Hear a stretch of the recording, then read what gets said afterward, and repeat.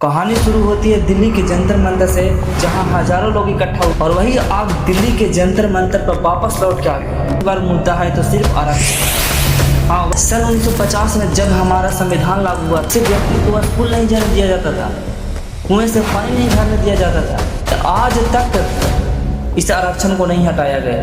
एक तरफ आरक्षण को बचाना है और दूसरी तरफ आरक्षण को हटाना है।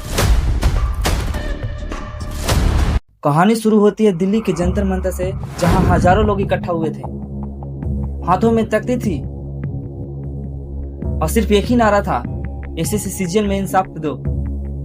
और फिर यही आग झारखंड पहुंची, वहां भी छात्र सड़क पर उतरे और हाथों में पोस्टर था और उसका भी मांग था हमारा हक दो। और वही आग दिल्ली के जंतर मंतर पर वापस लौट के आ गई। लेकिन इस बार मुद्दा किसी परीक्षा को लेकर नहीं है, नहीं एसएससी का है, नहीं नीट का है, नहीं अदर एग्जाम का है। इस बार मुद्दा है तो सिर्फ आरक्षण। हाँ, वही रिजर्वेशन।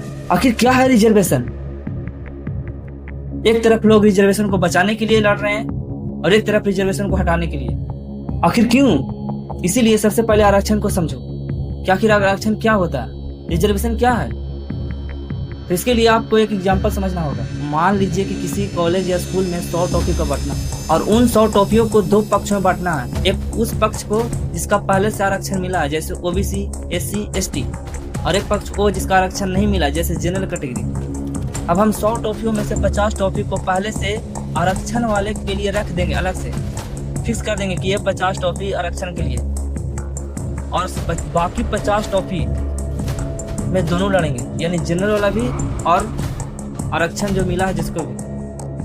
कहने का मतलब ये है कि आरक्षण वाले को 2 फायदा, मतलब 50 टॉफी पहले ही से रखा हुआ है उसके लिए, और 50 टॉफी में दोनों लड़ेंगे, जनरल भी और ये भी लड़ेंगे। यही आरक्षण समझने का सबसे बेस्ट तरीका। सन 1950 में जब हमारा संविधान लागू हुआ था, तो उस समय डॉक्टर भीमराव अम्बेडकर ने उन लोगों के लिए 10 साल तक आरक्षण दिया, जिसे हम दलित समाज कहते हैं। वैसे व्यक्ति को स्कूल नहीं जाने दिया जाता था, कुएं से पानी नहीं भरने दिया जाता था।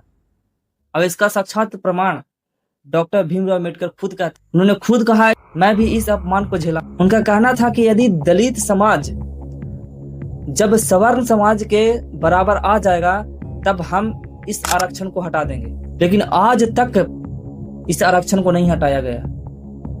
आखिर क्यों नहीं हटाया गया? इसका जवाब आप लोग से बेहतर कोई नहीं जानता। अभी तक आरक्षण को नहीं हटाया गया है। डॉक्टर भीमराव अम्बेडकर जी ने 10 साल तक के लिए आरक्षण दिया था, इसलिए दिया था ताकि पिछड़ा वर्ग जो है, वह दलित वर्ग, वह बराबर में आ जाएगा, तब हम आरक्षण को हटा देंगे। और सबसे बड़ी बात यह है कि ओबीसी का भी आरक्षण नहीं मिला था।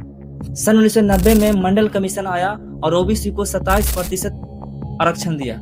अब बात करते हैं कि आखिर दिल्ली के जंतर मंतर स्थान पर प्रोटेस्ट क्यों हो रहा है। देखिए, प्रोटेस्ट का मुख्य कारण एक तरफ आरक्षण को बचाना है और दूसरी तरफ आरक्षण को हटाना है। एक तरफ लोग सड़क पर उतरे हैं सिर्फ आरक्षण को बचाने के लिए, और एक तरफ लोग उतरे हैं सड़क पर आरक्षण को हटाने के लिए। जिसमें पहला पक्ष को कहना है कि मेरे साथ अभी भी भेदभाव किया जाता है, यदि हम पर से आरक्षण हटा दिया जाए तो हम फिर से वही स्थिति में आ जाएंगे। और दूसरा गुट भी कह रहा है कि मैं भी गरीब हूँ, 80 नंबर लाने पर भी कॉलेज नहीं मिलता, और उन लोगों को 45 नंबर लाते ही कॉलेज मिल जाता। इसीलिए आरक्षण जाति पर नहीं होनी चाहिए, गरीबी पर होनी चाहिए, आर्थिक पर होनी चाहिए। इसी चीज को लेकर 2 पक्षों में यहाँ लड़ाई चल रहा है, एक बचाने के लिए और एक हटाने के लिए। पर मेरे हिसाब से 3 बात होनी चाहिए। नंबर 1, जिस परिवार को एक बार आरक्षण से नौकरी मिल गई, उसके बच्चों को आरक्षण नहीं मिलना चाहिए। नंबर 2, आरक्षण के साथ साथ फ्री पढ़ाई, कोचिंग को बढ़ाना चाहिए। धीरे धीरे आरक्षण को गरीबी के आधार पर लाना चाहिए।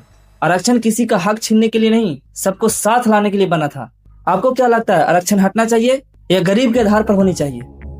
Give your opinion in the comment.